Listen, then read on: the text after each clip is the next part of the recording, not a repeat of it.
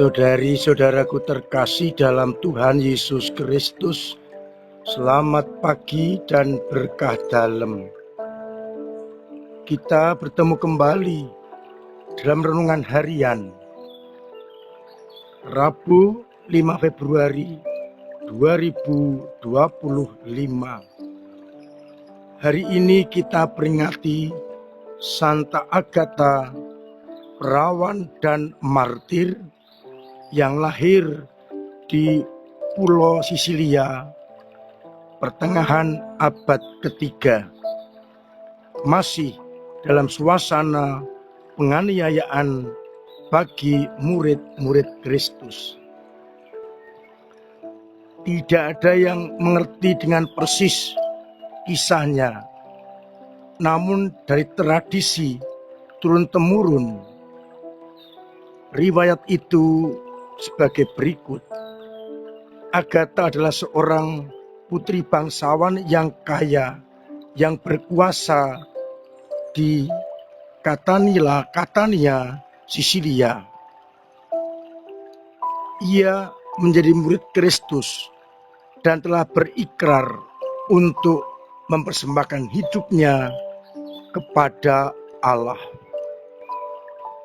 Penderitaan diawali ketika penolakan terhadap Quintianus, seorang pegawai tinggi kerajaan Roma yang ingin mempersuntingnya.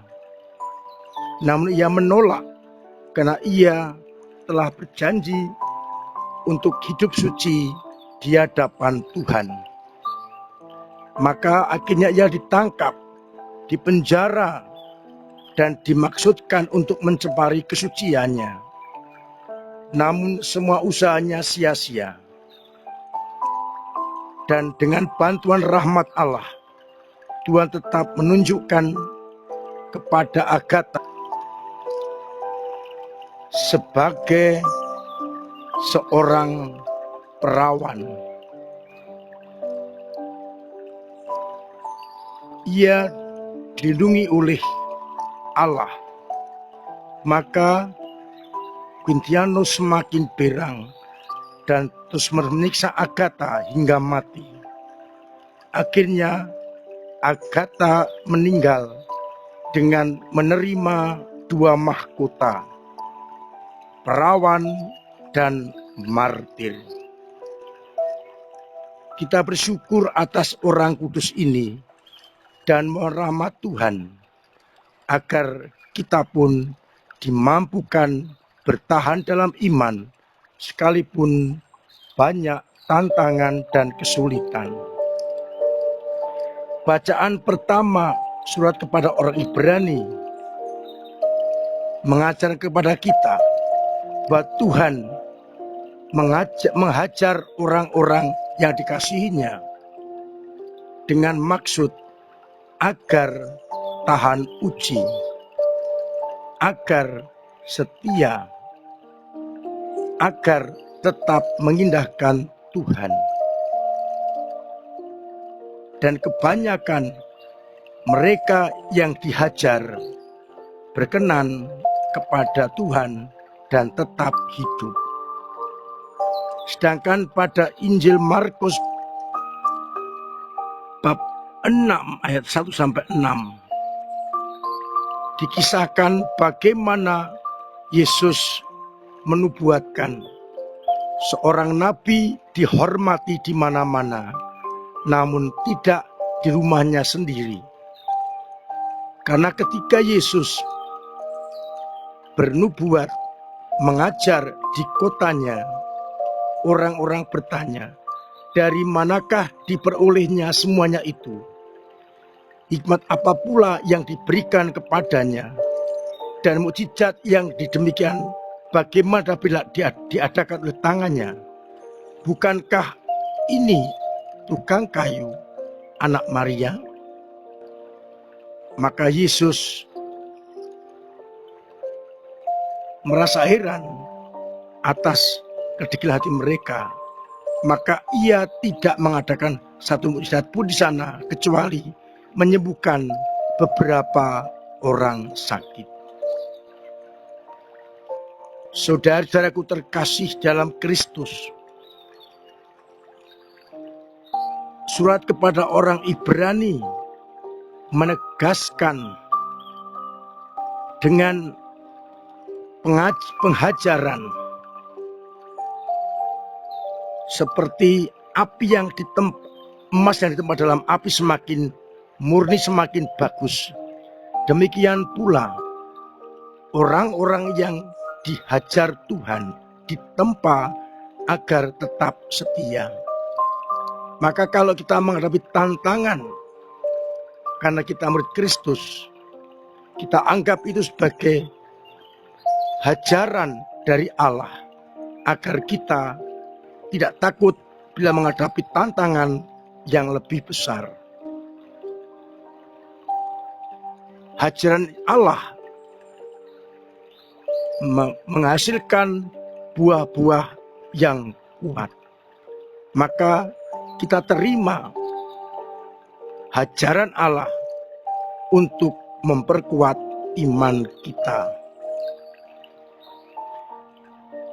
Maka pertanyaannya, apakah kita sanggup menanggung hajaran Allah itu sebagai pemurnian iman kita?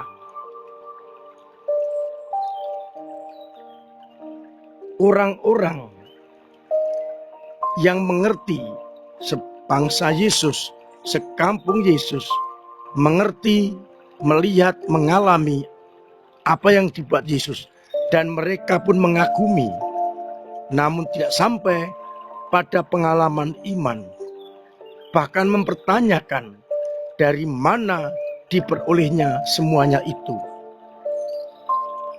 Bagi mereka, Yesus hanyalah orang sebangsanya, orang sekampungnya, maka mustahil dapat melakukan hal-hal itu. Mereka belum sampai pada pengalaman iman. Yesus adalah Mesias terjanji yang akan membebaskan manusia dari perbudakan dosa. Maka mereka menolak Yesus karena memakai pola pikir sendiri. Bukankah dia Yesus sang anak tukang kayu, anak Maria? Dan mereka menolaknya. Pengalaman-pengalaman hidup yang kita alami karena pekerjaan Yesus lewat peristiwa atau pribadi seringkali juga belum memberikan kepada kita iman yang tangguh, iman yang teguh. Seharusnya dengan mengalami perjuangan hidup, pengalaman hidup, kita semakin diyakinkan bahwa ini adalah karya Allah lewat Yesus Kristus, dan seharusnya semakin memampukan kita untuk beriman lebih mendalam. Bukannya seperti orang-orang waktu itu menolak Yesus karena tahu masa kecilnya, tahu siapa dia. Semoga karya-karya Allah dalam diri kita memampukan kita semakin beriman teguh, kuat, dan mendalam. Tuhan memberkati kita sekalian. Amin. Marilah berdoa. Bapa yang penuh kasih, semoga Kau tambahkan iman kami, iman yang Kau berikan kepada kami lewat pengalaman hidup sehari-hari. Semoga iman kami semakin bertumbuh, berkembang, dan kuat. Singkirkan segala hal yang dapat menghalang-halangi kami.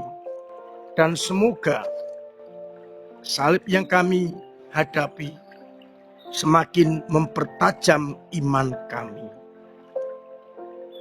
Semoga umat yang sakit Engkau sembuhkan, yang punya beban Engkau ringankan, yang punya persoalan Engkau bantu mengurai, sehingga mereka tetap mengalami cinta kasih-Mu. Untuk itu, sertai kami dengan berkat-Mu, Bapa dan Putra dan Roh Kudus. Amin. Saudara-saudara terkasih, terima kasih untuk semua peran serta panjenengan di dalam gereja. Lewat doa-doa, pemberian tenaga, waktu, dan karya serta dana yang semakin belajar gereja untuk pewartaan. Saya ingatkan Sabtu dan Minggu akan ada penjualan produk-produk Rawa Seneng oleh rahib. Mari kita beli, kita larisi agar mereka bisa mendapatkan uang untuk kehidupan mereka. Ada susu, ada kopi, ada kastengel, ada roti, ada yogurt dan macam-macam. Silakan datang membeli pada Sabtu dan Minggu setelah Ekaristi. Anak-anak yang berusia 10 tahun atau kelas 4 SD, saya ajak untuk jangan lupa mendaftarkan diri komuni pertama. Semoga mereka semakin dekat dengan Yesus dan menerima Yesus dalam hati mereka. Akhirnya saya mengucapkan selamat pagi, selamat merenungkan, salam sehat, Tuhan memberkati.